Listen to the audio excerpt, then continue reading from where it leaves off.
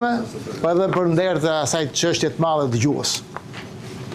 Të nderuar të pranishëm. Sa shumë ka për të folur, sa shumë duhet të flasim. Kjo detyrë na takon neve që kemi kombi në shpirt dhe në mendje, mbajmë dëshirën që ai të ekzistojë. Si mund të ekzistojë një komb pa drejtar? Si mund të shpëtojë ai pa kurajat e logjikat që në momente të vështira ato e ngrenë zërin arsyes të revoltës dhe urrëties ndaj kujdo të paudhi që ka luajt e luan me fatet e një populli, me vetë ekzistencën një kombi, aq më shumë që armiqt në tokët tona, armiqt e përjetshëm dhe ato përtej larg, po bëjnë çmos të na shuojnë. Mund të radhis shumë fakte dhe të vërteta se ne ishim vlera e parë që hodhi Zoti. Ne ishim njeriu i parë që folni në tokë. Dhe ajo gjuhë nuk ishte e sajuar, po gjuhë e Zotit. Ne krijuam krishtërimin, ne mbrojtëm krishtërimin dhe i dham atij jetë që ekziston sot. Ishte eroi jon kombëtar Gjergj Kastroti, një mbrojtës i krishtërimit, i rrugës së drejtë që Europa i gëzon sot. U shprehen shumë vlerat tona më parë, nga ato që u ngjitën në fortore dhe folën nga vendi. Nuk duhet i përsëris, por nuk mund të rri pa shprehur se Zoti na dha një tokë të bekuar, ndërsa disa dje sot po e shkatrojnë. Zoti na dha një gjuhë të bekuar, po e ndotin me otomanizma e serbizma. Zoti na dha në ndetin, bidetin, bregdetin, në fushën, kodrën, malin, qiellin, diellin, se askund në botë, por ne po i shkatrojmë ato, po i shesim ato. Ne jemi gjeneza e gjithçkaje, ne, faraon.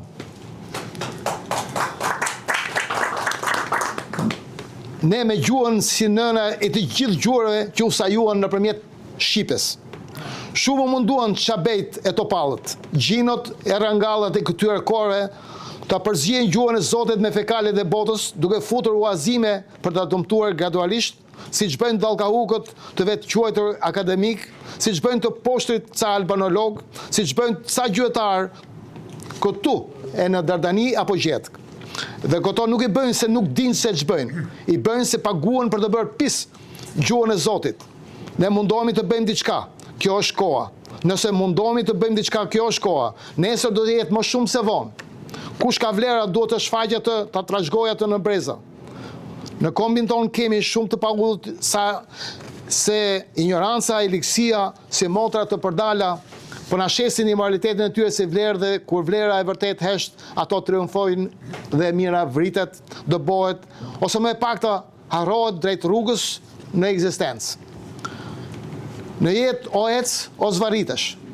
Të paratan në lanë një copë komb, ato shkrim pasurinë e tyre për të, dhe ne të sotmit po shkrim kombin për të pasuruar, apo edhe nga dëshira se kush do të tradhtojë më shumë. Kombit nuk i duhen, kombit dikur i hipte njëri dhe i spriste tjetri, ndërsa sot i kanë hipur të gjithë dhe po e përdhunojnë.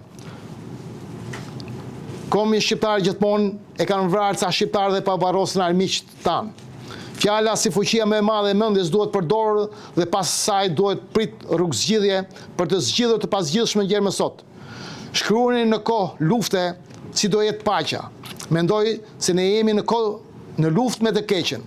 Mendoj se bota është në luftë me armiqtë e paqes. Veç duhet kërkuar jetën dhe besuar se paqja është e vetmja që shpëton popujt e botës, e ardhmja do të jetë siguri. Faktet dhe vlerat tona çdo ditë që vjen po na shfaqen edhe nëpërmjet këtij takimi. Ne e dimë që ato ekzistonin. Ju duhet atyre që i fshehen, i shujten apo i futen në vaska acidi për të shkrirë që të bëheshin kuti për pingat atyre që luftuan me të keqen e tyre drejt vlerave kombëtare që t'i njohin ose të heshtin përgjithmonë. Kombi duhet të ekzistojë përtej nesh, përtej kohës sonë.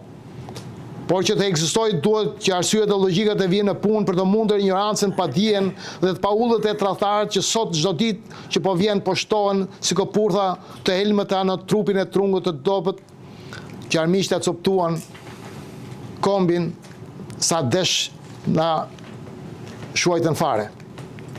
I shqetësuar për komb e adhe, nuk mos e dita qetësi, bashk për më mëdhe, bashk me dashuri.